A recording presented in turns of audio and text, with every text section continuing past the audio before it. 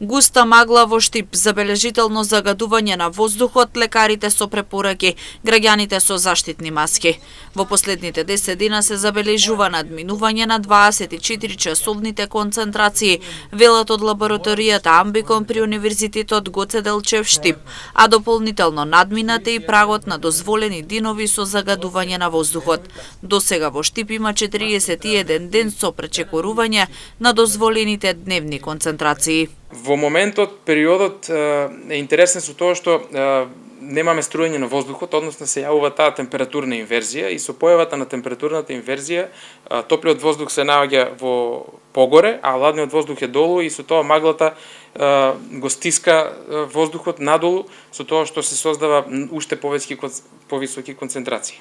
Густата магла е природна појава, велат граѓаните на терен во градот, но истата заедно со загадениот воздух влијаат врз здравјето, прецена по возрастните граѓани, како и на оние со хронични заболувања. Зависи сега кој како му организм, како болест има.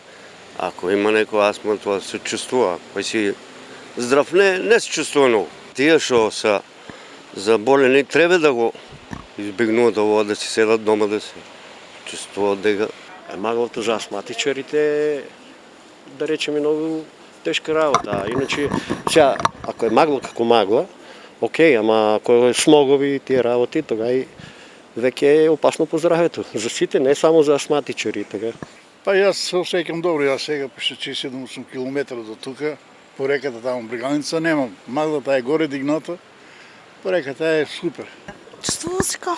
Чувствува се. Па не е имало често, а сега е превише. Загадениот воздух почна да ги полни амбулантите. Граѓаните се жалат на проблеми како болка во грлото, кашлица, малаксаност.